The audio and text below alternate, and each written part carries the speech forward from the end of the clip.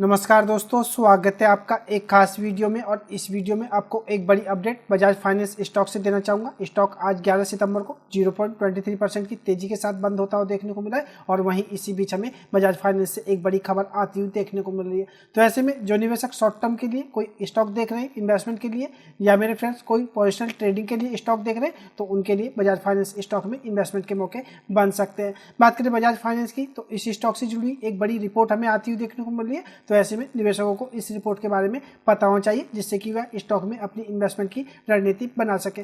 बात करें बजाज फाइनेंस की, तो आज 970 रुपये 20 पैसे पर क्लोजिंग होती हुई देखने को मिली है। तो ऐसे में आप इसके करंट मार्केट प्राइस को भी ध्यान में रखिएगा, क्योंकि इस वीडियो में मैं आपसे इसके टारगेट प्राइस भी शेयर करूंगा। बात करें बजाज फाइनेंस की, तो कोई छोटा मोटा स्टॉक नहीं है और ना ही आपको इसके बारे में कुछ ज़्यादा बताने की जरूरत है। बात करें स्टॉक की, तो लॉन्ग टर्म के हिसाब से स्टॉक शानदार देखने को मिलता है। मैं अगर आपको इस स्टॉक के रिटर्न्स दिखाऊं, तो आप 5 साल में देखिएगा 173% के यह स्टॉक रिटर्न बना करके दे चुका है। और फ्रेंड्स, हमें काफ़ी समय से बजाज फाइनेंस का शेयर कंसोलिडेट करता हुआ देखने को मिल रहा था और अब जाकर के इस स्टॉक में यह हमें ब्रेकआउट होता हुआ देखने को मिल रहा है। तो ऐसे में जो खबर हमें स्टॉक से देखने को मिल रही है, इस खबर के चलते भी आगे भी तेजी देखने को मिल सकती है। तो ऐसे में आप स्टॉक में अपना इन्वेस्टमेंट का कोई डिसीजन ले सकते हैं। आशा करता हूँ आपको वीडियो अच्छी लगेगी, और वीडियो अच्छी लगे तो वीडियो को लाइक करना ना भूलें, और चैनल पर नए हैं तो चैनल को सब्सक्राइब कर लें। अब बात कर लेते हैं बजाज फाइनेंस की, कि बजाज फाइनेंस स्टॉक से क्या अपडेट हमें देखने को मिल रही है। तो फ्रेंड्स, आपको बताना चाहूंगा, यह रिपोर्ट हमें जेएम फाइनेंशियल की तरफ से देखने को मिल रही है। तो ऐसे में इस आर्टिकल के माध्यम से जानेंगे क्या कि जेएम फाइनेंशियल की इस स्टॉक को लेकर के क्या राय है।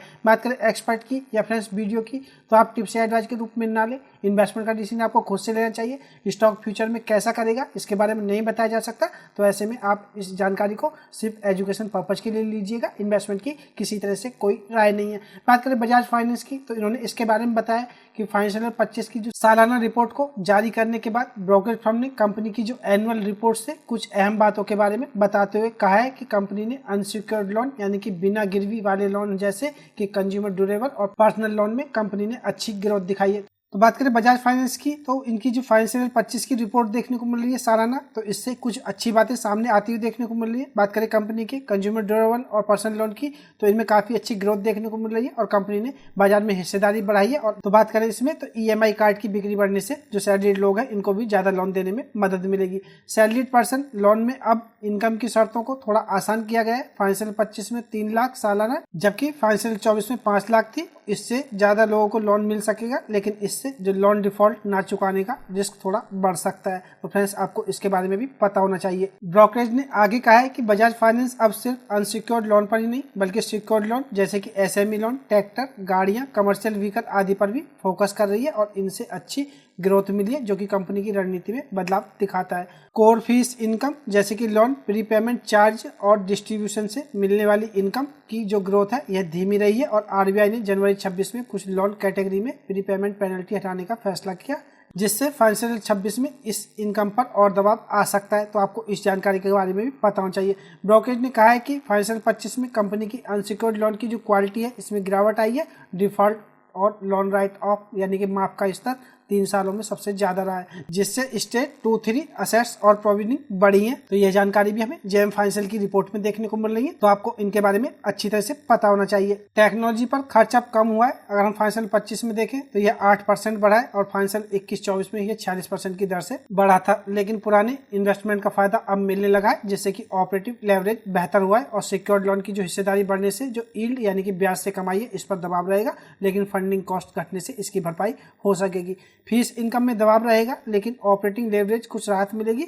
और ब्रोकरेज ने कहा है कि कंपनी का मानना है कि फाइनेंशियल 25-27 के बीच जो एयूएम यानी कि असेट्स अंडर मैनेजमेंट है लगभग 23% और ईपीएस जो कि कमाई प्रति शेयर है यह भी 27% की ग्रोथ इसमें आपको देखने को मिल सकती है। तो यह कंपनी के एयूएम और बात करें इसके ईपीएस से, तो एक बड़ी जानकारी सामने आती हुई देखने को मिल रही है। अब बात कर लेते हैं बजाज फाइनेंस की टारगेट की, कि आपको इसमें क्या टारगेट देखने को मिल सकते हैं। जैसा कि आपको बता चुका हूँ, इसके करंट मार्केट प्राइस की बात करें तो 970 रुपये पर आज हमें यह स्टॉक क्लोज होता हुआ देखने को मिला है। तो ऐसे में आपको इसके टारगेट प्राइस के बारे में भी यहाँ से पता होना चाहिए। बात करें ब्रोकरेज ने, तो इस शेयर पर अपनी बाई की कॉल देते हुए इसके टारगेट प्राइस 1060 रुपये तय किए हैं।